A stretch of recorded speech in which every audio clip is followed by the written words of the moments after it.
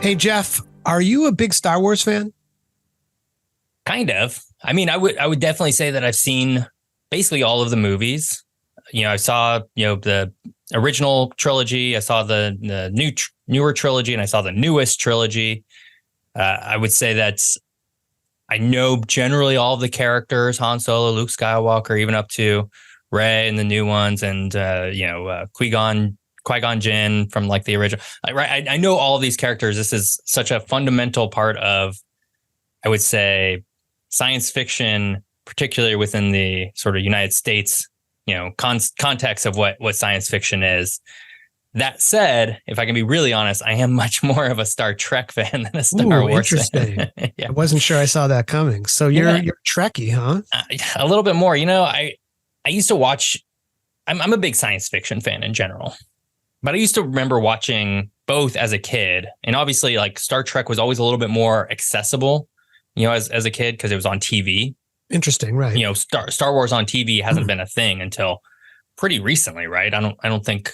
Well, the exception to that is that when I was growing up, for some reason, Star Wars was on all the time on cable. The original, just like the movies. Yeah, and I don't think that was even when I was a kid. I don't remember just being on all the time. Right. So that was in that window in between. But what I remember mostly, as I was watching both of these, is that Star Wars was about a war. It was about strife and struggle and sort of perseverance and overcoming sort of these mammoth sort of, entities that were sort of evil and all that kind of stuff. Classic sort of good versus evil, but very classic dystopian. Good and evil, right? Yeah. I mean, like archetypal. Right. But also very dystopian in a lot of ways, right? Like even the capital city, I remember being like, oh, that looks like a very like awful kind of place to be in. And the inverse is that Star Trek was almost the opposite. It was like very utopian. It was like, Earth was this paradise and, everybody was, there was no money anymore and all this kind of stuff. So I think I gravitated towards that just because it just felt a little bit nicer. It's like, that's the future I want.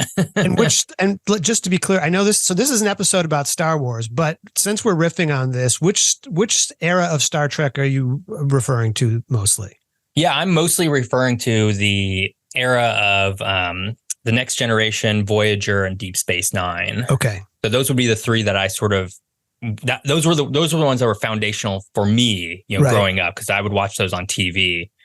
I do like the newer Star Treks too, like the ones that are out on sort of the new streaming services and everything.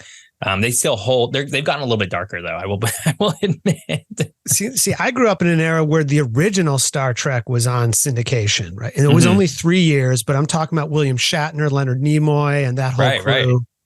The OG. Yeah. All right. So circling back to Star Wars, what was the first Star Wars film you saw in a theater? Oh yeah.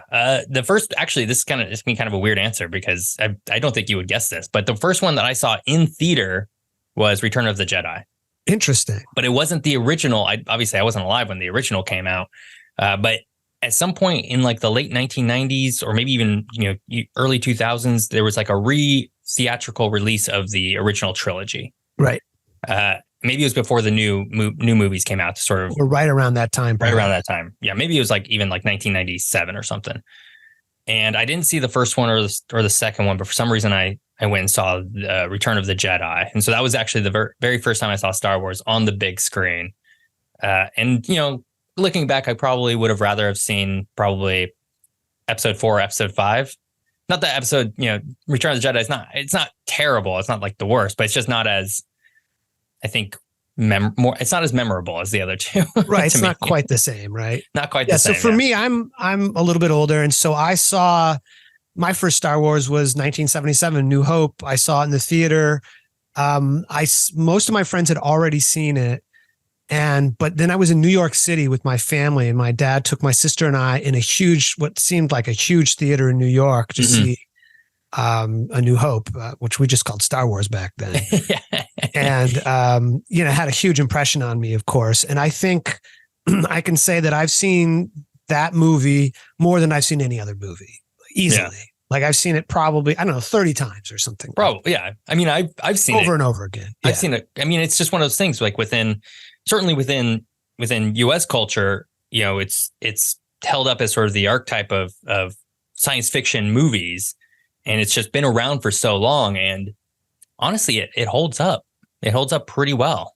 I mean, in preparation for this, I thought I'd, watch them all, but of course I didn't do that. So I watched, what did I watch? Was episode 4 again, which I've seen over and over again.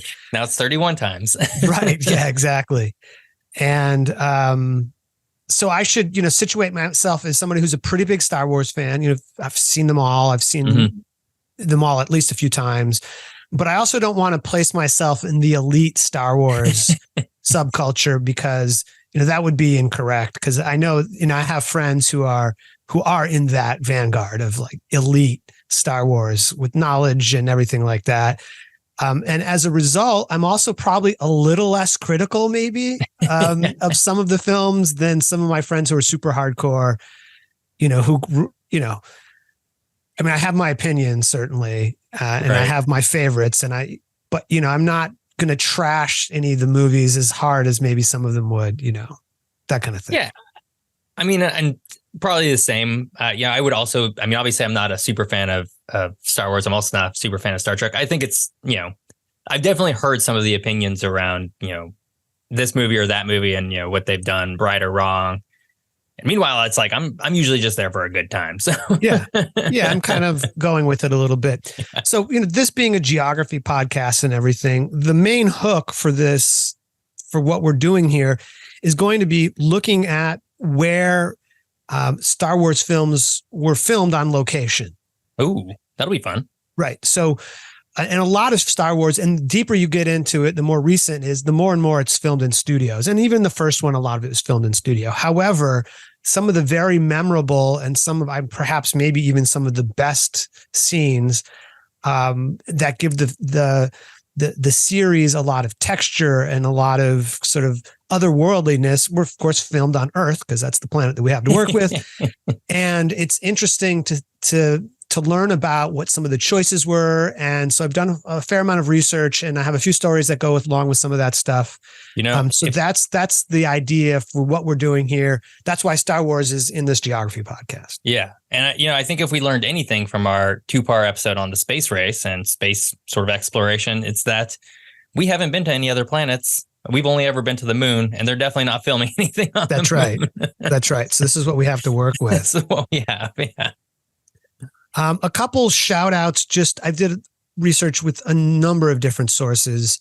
And just a few things I mentioned to our listeners, if they want to check these things out. There's a very good documentary about the original trilogy called Empire of Dreams, the story of the Star Wars trilogy by Kevin Burns.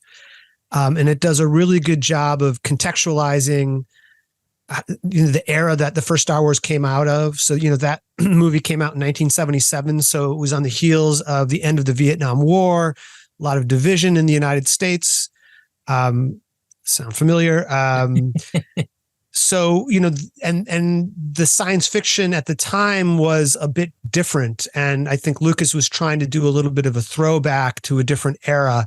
Sort of, he mentions Flash Gordon a lot and sort of a different thing. And so Star Wars sort of grew out of a particular moment and, politically and culturally in the United States. So Empire of Dreams. And then, I used a lot of different websites to do this research. There's 2 that I'd like to draw attention to, because it turns out there's a huge industry based around tourism of sites that were used on location for Star Wars. And one of them, a lot of the, not all, but a lot of the footage from Tatooine was filmed in Tunisia.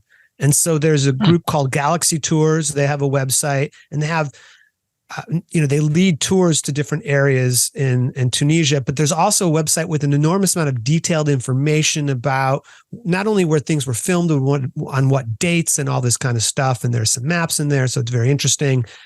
And then to sort of touch on some of the newest trilogy, 7, 8, 9, Let's Go Ireland has a website with a lot of really detailed information about not only where a few things were filmed, but where the cast stayed and where the crew stayed and this kind of stuff. So interesting.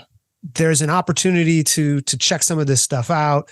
If anybody's interested, or, you can go there, or you can just learn about it. And so this is some of the material that I drew from here. But what I wanted to do before we got into that location stuff is talk about just George Lucas a little bit, because he wrote Star Wars, right? And it's his, right? I mean, it started as his. And George Lucas was from Modesto, California, which is in Northern California, about 90 miles east of San Francisco. And he went to University of Southern California for film school. So he went to Southern California in the realm of, in the environs of Hollywood, right? Mm-hmm. And then after graduating, moved to San Francisco in the late 1960s, so closer to his home. And, had some friends who became very famous directors as well. So Francis Ford Coppola was one of his friends, and there was a failed venture that Lucas was involved with there. And then Lucas decided to start his own company called Lucasfilms. Okay. Yeah. Lucasfilm's very famous, right? Like, very famous. Now there's like Lucas Arts, Lucas, all this other kind of stuff. That's right. Yeah. ILM, all this kind of stuff. And so Lucas's first, he made a film in grad school and everything, but his first film, major motion picture, was called American Graffiti, which perhaps you've seen, perhaps you haven't. I have not. No. You have not. And Ron I've Howard, not even heard of it. who you may have heard of, who actually became a famous director, but was also Archie Cunningham on Happy Days, was one of the stars of American Graffiti. It was produced by Universal Studios. And so this was Lucas's sort of film that some people sort of first knew him as. And he started writing the script to Star Wars in the mid-70s and became very interested in a scholar named Joseph Campbell. And Joseph Campbell was somebody who studied the origins of myths and world religions and was looking for the commonalities of myths across cultures. And so in studying Campbell and Campbell's work, this is a huge influence in how he crafts the world of Star Wars and looking for this kind of commonality. Yeah, I had heard something about how Star Wars engages a lot with maybe Japanese mythology quite a bit. Or maybe the sort of the samurai kind of ethos quite a bit. Maybe that's sort of like the Jedi thing leans pretty heavily into that. Mm-hmm. Yeah. Yeah. So that's interesting. Yeah, that tracks. Here, I'm not going to do too much like trivia, small things you might not know from the film, but I have to braise this because I didn't know this, researching that in the very first script, Luke's last name wasn't Skywalker, it was Starkiller. Oh, really? Starkiller comes up, it's, the base later on, but it's a very different feel, right? It's a very different feel. Skywalker to Starkiller, I feel like your hero becomes a baddie pretty quick. Right. So again, recasting things and having a pretty clear delineation between who the good people are and who the bad side is. Skywalker, George Lucas would eventually establish something called Skywalker Ranch in Marin County. And this is where Industrial Light and Magic was based. And when I was living in San Francisco in the 90s, I had a friend who worked there. And I went to the 4th of July picnic up there on Skywalker Ranch, it was this amazing place, right? Mm-hmm. And it's off of something called, I think, Lucas Road or something like that. Not named for him. He just happened to get a place off of there. So, really? This becomes part of, a little later on what Lucas was able to do. Well, and I'd heard that Industrial Light and Magic, the studios, like they pioneered many of the techniques that are probably still used today around sort of computer generated images and graphics and sort of how they were doing things and actually filming things in a way that, you look at a lot of science fiction films from that era, the 70s and even into the 80s, and they still look pretty cheesy, right? And that's not to say that the original Star Wars movies look perfect. They definitely don't, but there's something about them that it doesn't quite come off the same way. I was watching the original Blade Runner recently, for example, and that one, it's still a really good movie, but there's still some parts of it that just comes off a little cheesier than maybe Star Wars does. Well, the example of what you're talking about perhaps is the first Star Trek series. Right. Totally. Where you feel like you can almost see the string hanging, that the model Enterprise is hanging off, that kind of thing. Right? Yeah. And so it was a big jump from there. Subsequently, Lucas Arts and Lucasfilms, I'm not sure which divisions, but moved into San Francisco, into the Presidio, which was the decommissioned military base, into the old Letterman Hospital. And so they established their base in San Francisco at one point, I think in the 90s. So most of the studio filming for all of the Star Wars films was done in England, in and around London. And the reason for that was because in the 70s, this is where the largest sound stages were. And this film, Star Wars required that kind of thing. Elstree Studios is the name of the place where most of the original film was made. It had some of the largest stages in the world at the time. And additionally, a lot of the greatest production talents for, costumes and all these different things that were going on were in England. So there's, we're feeding into the geography of this already, that it's interesting that there's this tension between Lucas wanting to break away from Hollywood, being in San Francisco, and eventually a lot of this is being filmed in England. After the success of the first film, Lucas financed the second film himself. So got the loans and didn't finance it through a studio. And Fox ended up distributing it at this point. And this gives Lucas control over making the film the way he wants without, the famous notes from Hollywood executives saying, no, this should happen, this can't be. So he got to own everything, which is pretty important as well. There was the first film also, I believe the first film was not financed through Lucas, but financed through, it wasn't Fox, or was it? It was whoever, produced the first film. Gotcha. Maybe I have this in my notes. In any case, so was under a little bit more pressure. The filming the first film was kind of disastrous in many ways. There's all kinds of things that were constantly going wrong. It went over budget, over time, and that it got made at all was almost a miracle. Wow. However, of course, once it came out, it was extremely well received. It did extremely well, which allowed him to make the second film. And that was actually part of his contract, I think, for the first film, is that he had written a script that was so long that it was basically episodes 4, 5, and 6. And so divided it up into these 3 films. And so when it came time to make the second film, The Empire Strikes Back, which is my favorite film for sure of the Star Wars series, he decided that to be involved in producing it and directing it was just too much. So he chose somebody else to direct the film. And the person he chose to direct the film was Irvin Kershner, who was one of his professors at USC, which I thought was interesting. Oh, very interesting. Yeah. That film went way over budget, like $10 million. And so they had to really hustle to get, they didn't working with a studio. So they had to make sure they could secure more financing on their own, but they completed it. And this solidified Lucas's ability to finance his own films, even though they were distributed by a major studio, and gave him complete control over his films. It's funny to think of, $10 million over budget as being, that's way over budget. Because I imagine some of the films these days, you see some of their production budgets now, and it's like, yeah, this thing costs, $250 million to make. Right. That's right. But then it's expected to go on to make $1 billion itself, or it costs $500 million to make, something like that.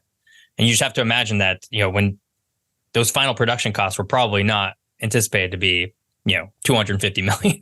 That's right. Yeah. $10 million at the time represented a major percentage of what was originally allotted for the budget for the film in the first place. Just to jump ahead with this detail before we start getting into episode by episode here, on October 30th, 2012, Disney purchased Lucasfilms from George Lucas for $4 billion. Wow. That actually kind of seems like a steal to me. I mean, I think they've done well with it. Yeah.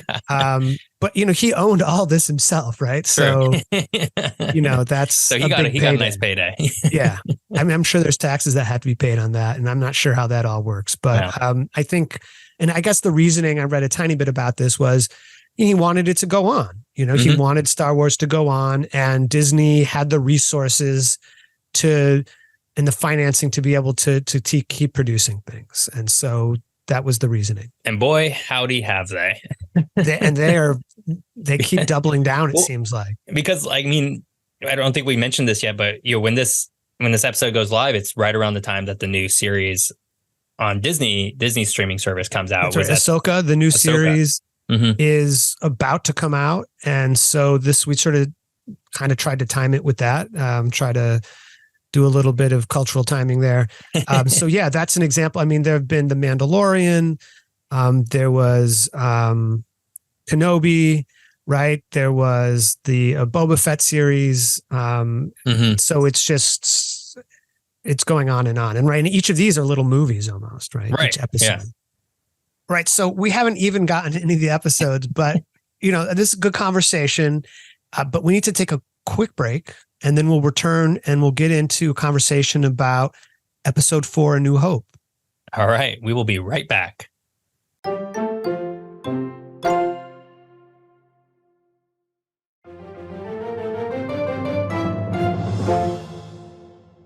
And we're back. It's the Geography is Everything podcast. We're talking about Star Wars and filming locations. And we're going to talk now about episode 4, A New Hope, which was released in 1977. Most of the filming happened in 1976. And when we're talking about A New Hope and we're talking about locations, the main thing we're going to talk about is Tatooine. Of course. I mean, right. I think most people, if you were to say Star Wars, one of the first images that would ever pop up in their head would be the sort of desert expanse that is Tatooine, because it's honestly, and Tatooine appears in so many different of the series and that's true. And the movies that come afterwards. I would argue it's probably a character unto itself. I think that's true. I think it's absolutely the case. And I think that's a really good point, that these locations are meant to sort of become sort of characters, or they really create this feeling of something special, right? Right. And that if this had been filmed in a studio, wouldn't have been quite the same. And there were a lot of challenges to filming this there. So if we go back to 1975, we have production supervisor Robert Watts and production designer John Barry, who visited some sites in Morocco in early November 1975, but immediately upon visiting them determined that sites they already knew about in Tunisia were preferable for a couple reasons. One, it was closer to the envisioned landscape that they wanted for the planet. And two, because it provided easier access to a multiple range, a plethora of geographies that were related that they could use for filming sites. I love the framing of this, because I think one of the issues, especially when people start thinking of Northern Africa and sort of the deserty expanse of Northern Africa, is that people assume it all looks the same, right? From Morocco all the way to Egypt, it is just one big desert, and one place is not discernible from the next. And I love that this is just a really good example of, the places actually in Morocco looked pretty different from what we were expecting or what we wanted than the places in Tunisia, which are pretty far apart from each other, but still sort of that dry, arid environment. Absolutely. That's a really good point, that there is a lot of nuance to this geography. Totally. And Absolutely. Once you get into it, you start to realize that for people who are from this area, right, that's obvious. But for those of us who are not, and that's something we have to maybe learn about. And so George Lucas and producer Gary Kurtz joined Watts and Barry to scout locations in Tunisia in mid-November of 1975. George Lucas really liked the mix of the various Islamic architecture that he encountered while he was there, in addition to the underground dwellings that he encountered. This is the Amazigh culture, which predated the arrival of Arabic peoples into Northern Africa. And so there's sort of layers of culture that can be discerned not only in Tunisia, but in the films, right? In the Star Wars films. Now, this is interesting. There's a city or a region in Tunisia called Tatooine, which is spelled a little bit differently. So, really? So Tatooine in the movie is Tatooine, and Tatooine in Tunisia is spelled Tatauine. So there's a spelling difference there. And the film crew used this as a base during filming. Now, originally, George Lucas, as he wrote the script, wanted to call the planet Itapo or Itapu. And he opted for Tatooine, apparently for a number of different reasons. He started seeing road signs and maps and became sort of enamored with this idea. But I also read something from one source, and I don't know if this is true, that Itapu was close to, and the way I'm pronouncing it doesn't make it sound like it, to Uhura. Uhura, which is the character in the original Star Wars series played by Nichelle Nichols. Interesting. So I don't know if that's true, but it I have seen some images of the original script, and so they went to Tunisia and they changed the name Tatooine, which is actually a place name if spelled differently, right, in Tunisia. It's interesting. There's no area of Tatooine that was used for filming of Episode 4, however. Interesting. I think when you first said the original name Utapu or something like that, my mind immediately jumped to like Polynesian sort of landscape, and so I was like, maybe I'm probably pronouncing this wrong. I tried my best to do some research on pronunciations because I think it's really important to represent places correctly. But Utapu is not a real place, right? It's not, but I also want to make sure for the Star Wars hardcore people out there that I wasn't mispronouncing Star Wars names, because I knew that would cause me to lose legitimacy. Some credibility. So, I want my credibility to hold up as much as possible. Also, I might be losing my voice here. I was hoping it would lean me in the sort of James Earl Jones direction, but I'm not sure I'm quite getting there. But anyways, I'll try to hold out as best as I can. So on the first day of filming, there was the heaviest rainstorms in 50 years. Wow. And so they couldn't even film at all. And that's not the feel you're going for your desert planet. No. And this is like the first of 2 disastrous weeks. Temperatures were 100 degrees by mid-morning. Actors were sweltering in these heavy costumes. Remember that there's somebody inside R2-D2 and C-3PO, right? Right. Sets blew over, props were malfunctioning. Little seemed to go smoothly. And so it started pretty inauspiciously. And people were wondering, people probably looking at George Lucas like, what are we doing here? Like, is this going to happen at all? So let's get into some of the locations here. All right, let's do it. There in the film, it's called the Dune Sea. And this is the site where the life pod crashes and C-3PO and R2-D2 pop out on Tatooine for the beginning. The first Star Wars films opens in deep space, but then we get to Tatooine. That's the first planet that we get pretty to see. quickly. It's also the site, I don't know if you must remember the site of the Krat dragon skeleton that C-3PO encounters. There's this ominous sort of dragon skeleton. Right. And then stormtroopers find evidence of droids there. All of this was filmed in the Gur Benzi in southwest Tunisia. The closest city is Nafta. This was filmed in March 1976. A little note about that dragon skeleton. It was a prop from a 1975 Disney film called One of Our Dinosaurs is Missing. It's a fiberglass skeleton that remains buried under the sand today. Oh, really? They just left it there, huh? They just left it there. And there's a few cases of that. This is the only Star Wars film site in Tunisia that can't be precisely located because of the changing landscape, the shifting dunes. Most other places can be tracked and easily visited, but this is one of the Dune Sea, it's a little bit more amorphous as to where it is. Interesting. I wonder if does that Galaxy Tours, do they try and still like locate it every year or something? I think they do. I mean, I found some information on there and they even have some coordinates and stuff, but I think even on that site, they say this is a site that can't be pinpointed exactly because the Star Wars fans who are looking for things, they want to find every element that they can find. Right. Everything. The Lars family homestead, right? So this is Uncle Owen and Aunt Beru who run a moisture farm because there's so little water on Tatooine that they have to farm water from the atmosphere. And this is on the Cha El Jared salt flat in Tunisia, also near Nefta. We have this small igloo-like structure surrounded by craters. I believe this was constructed by the crew. This is where Uncle Owen buys C-3PO and R2-D2 from the Jawa. It's where Luke watches the 2 suns set outside the homestead. Very iconic scene. Very iconic, yeah.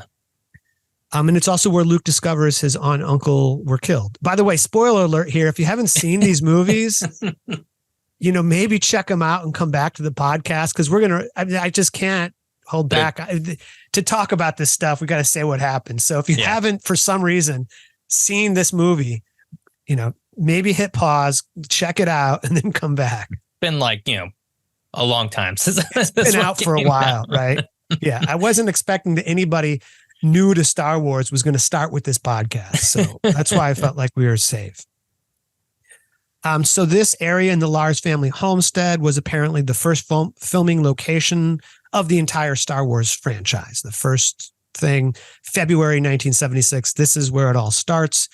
This location is also used subsequently in episodes 2 and 3, a bit later on, right? It's a few decades later. Oh, so they go back. You're talking about inside the newer movies. Right, the newer movies. Yeah. So they go back to this location and they go to this spot apparently, and they it's the location where Anakin brings the body of his mother to bury, right? Mm-hmm. It's the only film site from Tunisia used in 3 Star Wars films. Wow. And it's the only non-studio filming location with actors for episode 3. And we'll get to episode 3 a bit later. Okay. And there are some backdrop scenes that were used from Planet Earth, but this is the only location. So what that also tells us is that, you know, the deeper we get into Star Wars films, the fewer actual on-site locations there are, and the rest is filmed in studios. Apparently the homestead dome has been rebuilt 6 times since 1976, so that maybe helps us understand how they were able to go back to it. Mm-hmm. But the other thing I need to say is that this was only for the exterior of the Lars family homestead, and it was in a different part of Tunisia that they filmed the interior of the homestead. Oh, interesting. I would have assumed the interior would have been just on a studio in, you know, whatever, LA or something. It's very interesting that it was an actual location. And that there's a hotel there that predates the movie that was established in 1968, the Hotel Sidi Idris in Mada, Tunisia. It is an underground cave dwelling, part of an underground cave dwelling sort of complex. And these subterranean dwellings date back to the late 17th century. So there's some antiquity there. And that's, you know, Star Wars is supposed to happen a long time ago, right? It's like in a galaxy far, far away a long time ago. And so there are certain moments that we'll encounter here where they're using some site locations that are older. Mm-hmm. This was also used in episode 2. Of course, Anakin, Padme, C-3PO are looking for Anakin's mother, and there's some scenes from the interior there. The other thing that's interesting is that you can stay at this hotel today. And if you eat at the hotel restaurant, you would find yourself in the Lars family dining room. That is cool. That is really cool. Yeah. I mean, you can see why there's a draw there. Yeah. Right? I mean, I think just going to a place, I thought that was a studio place. So the fact that this is an actual thing. The kitchen set, I found out. So I've done some decent research. So again, trying to hold up for the hardcore fans here. The kitchen set was filmed in a studio in England, but the rest of it is on location. Fascinating. That would be so cool to go and visit, and just like, even without the Star Wars aspect of it, it's just a really cool structure. Absolutely. Mm-hmm. Right. It's people are living there because it's cool, right? You are into the sand and you're into the rock, and this is a way of living in this particular environment.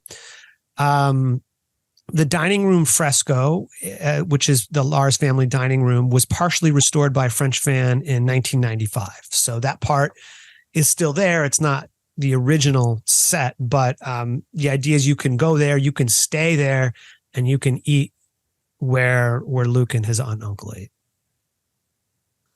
So Mos Eisley, right? Pretty famous location on Tatooine, right? This is where I can hear the song playing in my head now. That's right. The cantina is, and this is the place where I think it's Obi-Wan says that you'll never find a more wretched hive of scum and villainy there. So they've set that up as being this very seedy, dangerous place.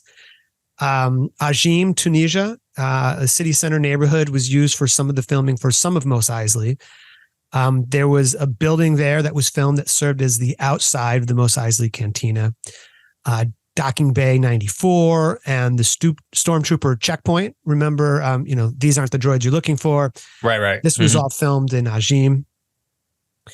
Obi-Wan Kenobi's home, the exterior of the home, was filmed at the Amgar Mosque in Tunisia. This is I think, ruins of a mosque that dates back to the 10th century Common Era. Wow. It's no longer used as a mosque. It's on the outskirts of Ajim. And it's, I think, on the coast. And so they changed the background so that you can't see the Mediterranean Sea and made it look like it was in the middle of the desert. Where there's a will, there's a way, That's right. Right. So from the very beginning, they're kind of doing the bait and switch a little bit with parts of it, although part of it is on location, but no actors were filmed there at that particular part. Obi-Wan's house in the Mos Eisley spaceport on the island of Djerb in Tunisia. It's a tropical island of the Mediterranean, and that's the part where I'm talking about. The sea is removed, so the shots look like they're surrounded by desert. I'm hoping I'm not conflating the exterior and the interior here. I can't tell from my notes. But Obi-Wan's house apparently is now used as storage by local fishermen. Oh, interesting. This particular location. So sometimes you'll have, like the Lars family homestead, you'll have exterior and interior that are two different locations, and then they might mix in some studio work. So it's not just one thing always. In the film, the Jutland Wastelands, the bluff that's overlooking Mos Eisley, Obi-Wan and Luke are looking, and they're like, "Oh, looks like a dangerous place." The Mager Gorge, and Jebel City Bujal National Park. This is where Obi-Wan first appears. This is where Obi-Wan rescues Luke from the Tusken Raiders. The bluff view, as I mentioned, over Mos Eisley. The crew started referring to it as Star Wars Canyon because they used it for filming a bunch of different things. Interesting side note that there's Arabic text etched into the ridge wall of the gorge that are visible in the film. Oh, really? So there's actually Arabic script that shows up in the film itself. I haven't gone back to look for that. Maybe I should have done that. Also in episode 1, this is used. So Mos Espa, the pod racing circuit, some of that is filmed in this area. So they go back to this area. Yep. Yeah. Because I have very vivid memories of the pod racing and how it looks so familiar to the same region that we're talking about. That's right. This is this distinction, this particular location, because it's the only film site that's used for 3 distinct locations on Tatooine. So 3 different parts of Tatooine are used for this. It's also used in The Mandalorian. I think it's just footage. I'm not sure. I don't think they went on location there, but some of the footage is used in The Mandalorian. And it's also a site that's used in filming Indiana Jones and the Raiders of the Lost Ark. Oh, cool. Another Lucasfilm. Yeah, right. And clearly, yeah. Maybe that's a future episode, and we just go through the films of the 80s here. And I mean, that one would be also very interesting. 80s, right? That'd be interesting. And so a little bit more on Tatooine here. Not all of it was filmed in Tunisia. Most of it was, but some of it was filmed in Death Valley, California. Oh, okay. See, that's what I would have originally when you told me you were doing this episode on filming locations. I would have assumed that most of the Tatooine, the desert locations, would have been filmed somewhere in the Mojave Desert of California and Arizona, just because of the proximity. Right. In fact, I vividly have a remembrance of a map that was made in like 1950s for Hollywood. It's like of California. It's like, if you want, to film this sort of scene, this is where you go within California to get that. You want the Swiss Alps, you go here. It's 2 hours north of LA, for example. Yeah. Like California's got a lot of different environments, and it lends itself to lots of different filming locations or lots of different environments. I guess that what they were really looking for was that architecture and those cave dwellings and those kinds of things. And made it all very iconic. That's right. And so Tunisia lent itself to that. So Death Valley is the largest national park in the contiguous United States. It is larger than the state of, wait for it, Connecticut, right? Just to get to the Connecticut reference in there. There we go. The mountain ranges trap in the heat. And so if you want to go visit it today, you probably shouldn't go in the summer. Like going there, and I checked the temperature the other day and it was 116 degrees or something like that. No, thanks. This is interesting. When episode 4 was made, so when New Hope was made, filming was allowed there. But today, most of the kind of filming that they did there wouldn't be allowed. So it would be harder to get a permit to do that kind of filming today. So some specific locations that we can point to in Death Valley, the Mesquite Flat Sand Dunes. This is where R2-D2 and C-3PO split up after the escape pod crashes. And so they've got footage from Tunisia that they add to the scene. And then they've got footage from Death Valley kind of back to back for when the pod crashes and when those two, C-3PO gets kind of bent out of shape. And he's like, I'm not going to follow you. You go over there. I'm sure you'll rust and all this kind of stuff. Spoiler alert, they get back together. And it's one of the few places in Death Valley where sand dunes form, actually, which I don't know the geography of this area particularly well. And it's not all, there's sand all over the place, but there's not sand dunes all over the place. Right. I was going to say, I've driven through Death Valley and I don't recall there being sand dunes. So I was kind of surprised to hear that. But, it's also desert, I guess, and sand dunes can form in a lot of different places. So right. But apparently, this is one of the places where they do form in Death Valley. So mimicked the close enough the landscape of Tunisia to use it for the same kind of footage. Artist's Palette in Golden Canyon in Death Valley is where R2-D2 is captured by the Jawas. It's a landscape with an array of color formed by volcanic deposits that contain various compounds such as iron oxides and chlorite, which give it this fantastic range of colors. Looks fantastic. Very dramatic landscape. Right. Artist Drive is where this very miniature sandcrawler is filmed for the shot where R2 is taken to it by the Jawas, which is sort of a background thing. So that's when you're saying the miniature sandcrawler, you're talking about on screen. It looks like a huge. It looks enormous, right? Massive, massive tank kind of thing. It's just sort of that's right. Moves along. Right, and the characters are minuscule compared to the size of this giant vehicle, but the model they use would come up to your shin kind of thing. Yeah. So it's very small. Desolation Canyon is where Tusken Raiders mount the Bantha before attacking Luke. And then they've added some footage from Tunisia into that as well. So they've conflated those two areas of Earth to make Tatooine as well. And then Dante's View, where the panoramic establishing shot of Mos Eisley is. And again, mixed with some footage from Mos Eisley. Well, we're done with Tatooine for the moment, but we're not done with episode 4. However, it's time for us to take another short break, and we'll come back and round out our conversation of filming locations from episode 4. All right, we will be right back.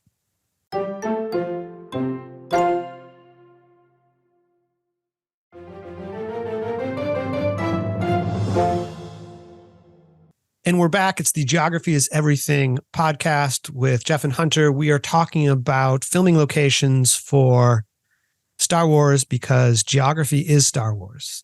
And now we're going to go to the end of the film. Now, do you remember the end of the film? Of the original Vaguely, I remember, obviously the end of the film, I remember being sort of out in space and they're blowing up the Death Star. But I remember there's like a forest base. That's right. That's exactly right. Mm-hmm. Right. So that's the area that I'm talking very about. Different from Tatooine. That's right. Very different from Tatooine. And I think they're going for that. Right. Yeah. And so this is the place where the Rebel Alliance retreats to after blowing up the Death Star. Again, we already said it'd be spoiler alerts. Blow up the Death Star. You've had your warning. That's right. This is the Yavin 4 Rebel base. And I think what Lucas is going for is trying to find a landscape that looks very different and more inviting, perhaps in some ways, than the desolate sort of landscape of Tatooine. And you see the Millennium Falcon coming in over the forest, and there are these large stone temples that are piercing the canopy of the forest. And this was filmed in Tikal, Guatemala. Oh, very cool. And so Tikal is located in the Petén province. It's a national park. It's a UNESCO World Heritage Site. It is the ruins of a pre-Columbian Mayan city that sort of was the dominant city for several centuries of the Mayan civilization. It is believed the city dates back several centuries BCE. However, it was at its peak between 200 and 900 Common Era. Wow. So I vaguely remember this scene, and I kind of remember there being sort of one of those temple kind of like pillared, pyramid kind of temples, right? Yes. Yeah. So there are, I think, 4 temples remaining there. This is one of the locations I've actually been to. Oh, cool. Right? So, and I was there in the mid 90s. And that same place where that sentry outpost, is looking out, and sort of, looking at the Millennium Falcon stuff, I was at that spot basically. And as far as you can see in any direction is jungle canopy, except for the other temples, which are temples that you can't go up. And they're the ones that are tall enough to sort of pierce the canopy of the forest. And it's one of the places I've been on the planet that I've just almost couldn't believe. Like, it was the feeling of the depth of culture, and natural environment coming together. It was, it was almost overwhelming. It was so amazing. It was kind of like if you've been to the Grand Canyon and you look down at the Grand Canyon, you're like, I can't believe that I'm seeing this. I've heard about it, and it's it's so magnificent. And I felt that way about this place, Tikal. It was the dominant religious, political, and economic and military city of this era in the Mayans. Apparently, and the scholars don't know, but there's a debate as to there may have been up to between 90,000 inhabitants in the area. Wow. At its peak. I mean, that's a sizable city. It's right. It's a huge city. Yeah. And they've cleared certain areas in between the temples to sort of demonstrate what it may have looked at. Of course, these are ruins, right? It's funny because when I was there, there's other people there as well. I mean, there wasn't tons and tons of people there. There was, the Guatemalan Civil War was still going on at the time that I was there. It was in its last years. Wow. And I overheard somebody saying, wow, I can't believe they built a city in the middle of the jungle. And I'm thinking, the jungle was not there at the same time, right? I mean, there's jungle further on, but this would have been a landscape that would have been corn. Right? I mean, that would have been agriculture. It would have looked a lot different at the time. It's like, just like ask yourself, you need to start a city in the middle of nowhere. What's the first thing you're going to do to start that city? It's not going to be to establish it with all the trees around, because you're going to need to cut all of that away. That's right. And corn is, was the staple crop of the Mayan people, and it had enormous religious significance and spiritual significance as well. The footage was shot in March 1977, which is the same year the film came out. So this is some of the last stuff they did. There were a few actors there, but none of the big stars or anything were there, because the part that's happening inside so there's a ceremony, right? Where Luke and Han are given medals by Leia. Chewie doesn't get one. He's right there. Yeah, I know, right? What's with that? Why didn't he get one? I don't know why he doesn't get one. He played a pretty big role in everything that went on. But anyways, this footage was filmed in a studio it was filmed in the interior of World War II airship sheds, Cardington Airfield in Bedfordshire, England. So that's where the interior of the Yavin 4 Rebel base was filmed, and the exterior was in Tikal, Guatemala. So just a few more things about those airship sheds. Shed 1 was used in episode 4. Shed 2 was used in Rogue One subsequently for some scenes. In 1968, the sheds were used to film some scenes from Chitty Chitty Bang Bang, which you might not have heard of. Okay. Yeah, it sounds familiar. I don't think I've seen it, but I feel like I've heard that. It's an old Disney film, old-timey Disney film.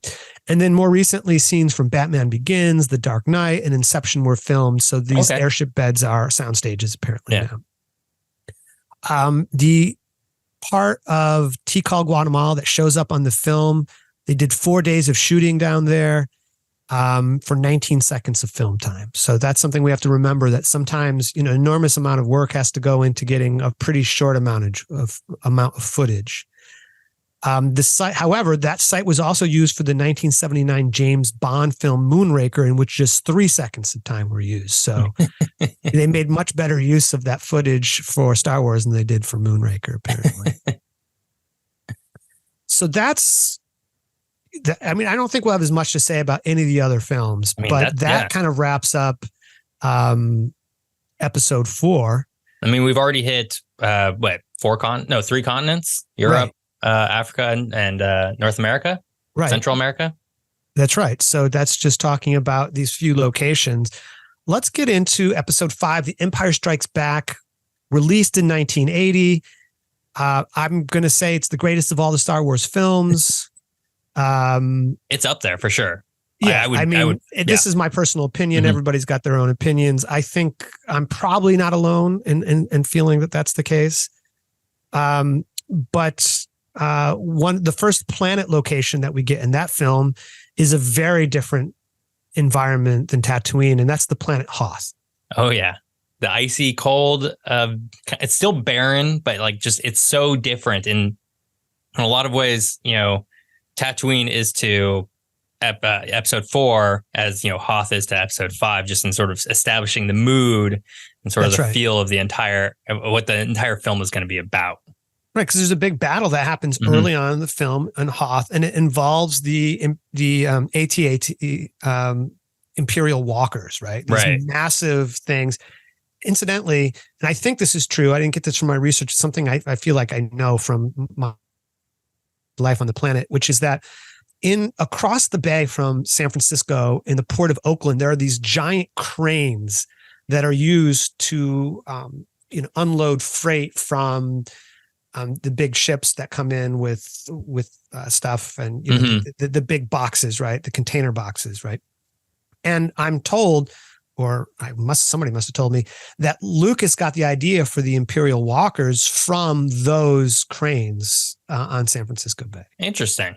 Yeah. I mean, I can see the resemblance a little bit. I mean, those are pretty similar to me. Massive sort of mechanical machinery. I see it.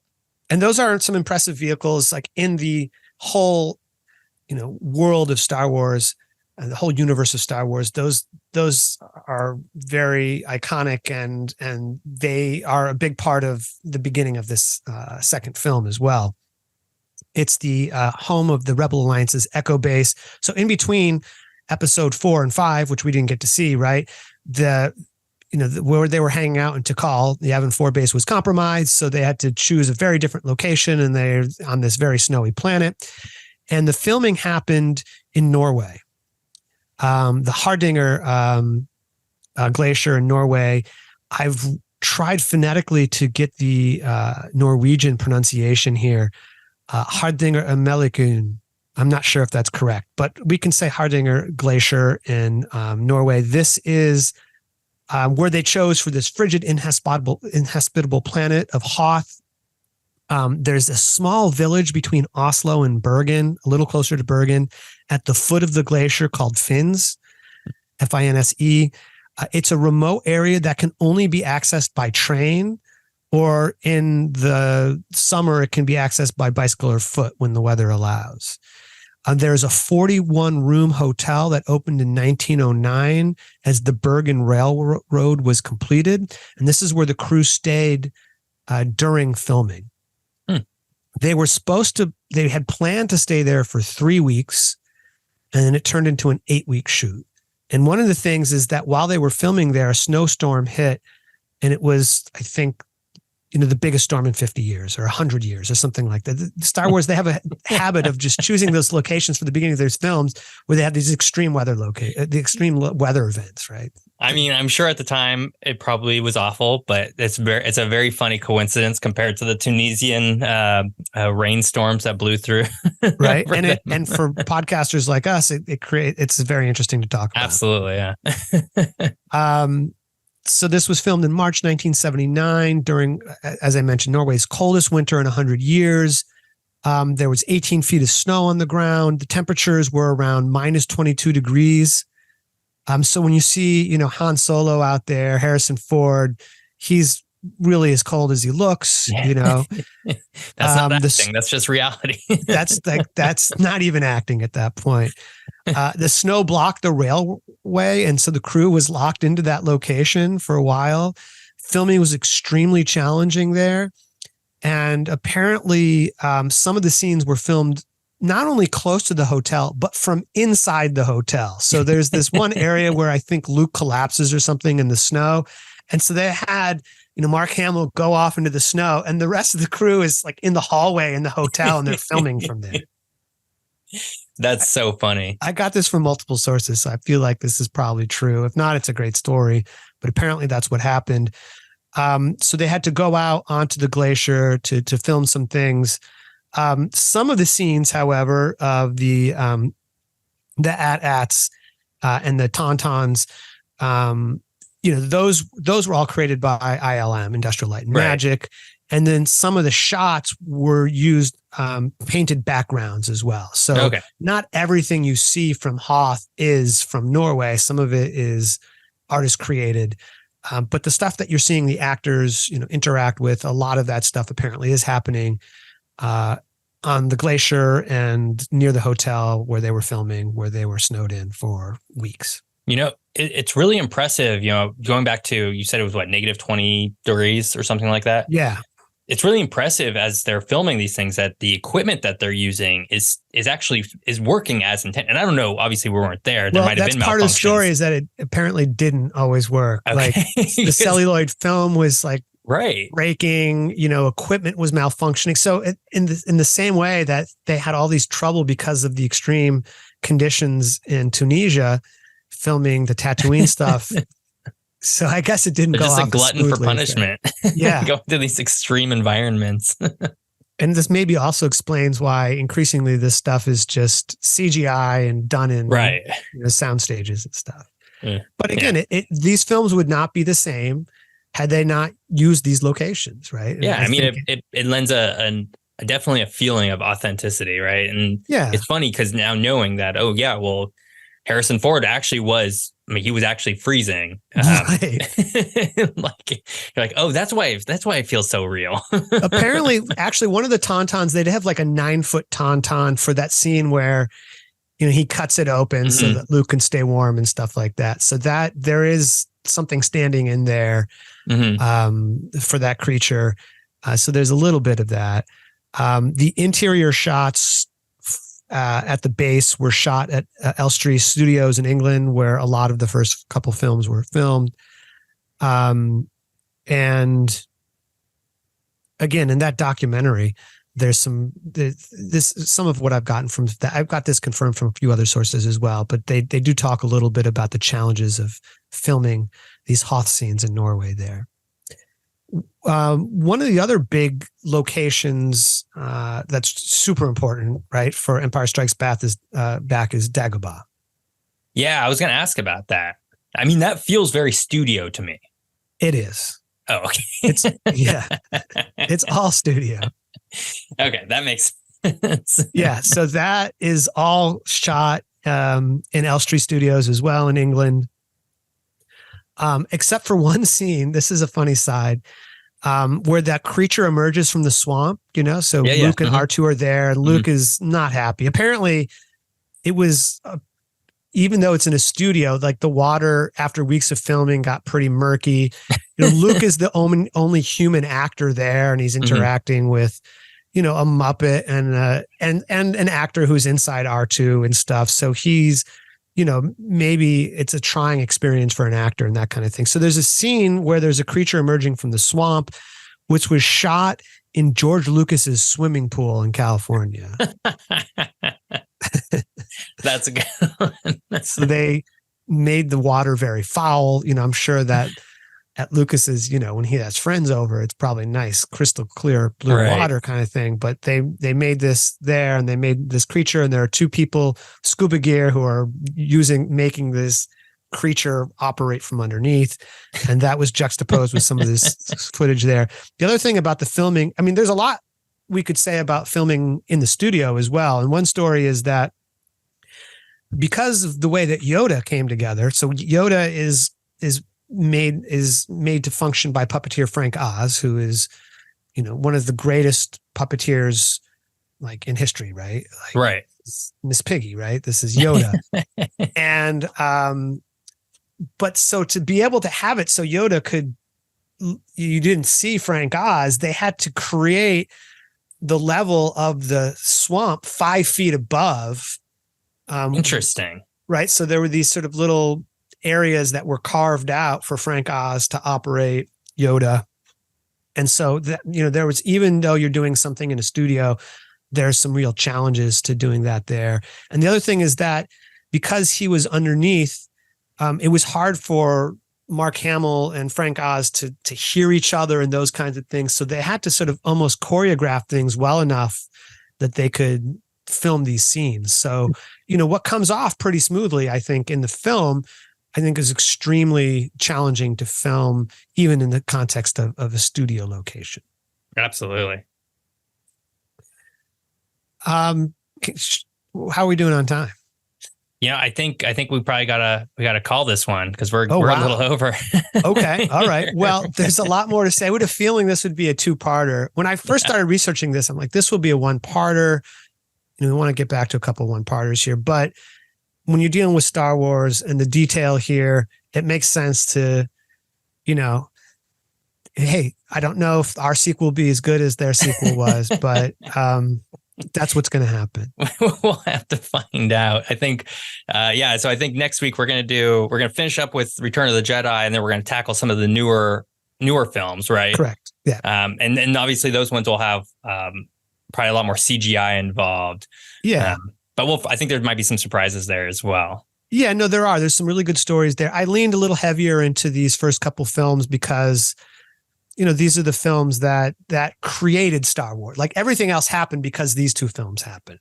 Right. So I think they deserved extra attention. Awesome. Well, in that case, Hunter, let's do some pluggables. I'm Hunter Shobi. I'm a professor of geography at Portland State University. I am the co-author of Portland is a Cultural Atlas and Upper Left Cities, a cultural atlas of San Francisco, Portland, and Seattle, with my co-author David Banas and a whole host of other contributors, including Geoff Gibson. I'm the co-host of this podcast with you, Geoff. Yeah. And my name is Geoff Gibson, the co-host of this podcast, Geography is Everything. You can find me also on YouTube. That's youtube.com/geography by Geoff. My name is spelled as a Geoff, in case you don't know that yet. I guess first, we usually run through a few sort of logistical things here at the end. First, I just want to say thanks to everybody who subscribes to us on Substack. That's been really fun to see grow. Our premium subscribers who, pay money to, read more of our geography and listen to some of our bonus episodes, which I think we might have a bonus episode for this Star Wars one. So that'll be really fun. I think it's, next week, we're going to do all the mainline episodes, but I think the bonus episode will be about Rogue One, which I think is going to be really exciting for me personally, because I really love that movie. So anyways, head on over to Substack if you want to join that community. That's geographyisEverything.substack.com. It's really cool. You can get access to a bunch more stuff. But other than that, if you enjoyed what you listened to today, you want to, just sort of give us a little bit of a shout out, feel free to rate and review us on whatever podcast app you listen to. I know Apple Podcasts is sort of the big one in that regard with regards to rating and reviewing. So if you liked it, please do that. We appreciate seeing those. Next week, like I said, we're going to conclude our 2-part series on Star Wars. Should be a lot of fun. And I guess we will see you, or you'll hear us in 1 week. Please join us again. Thank you.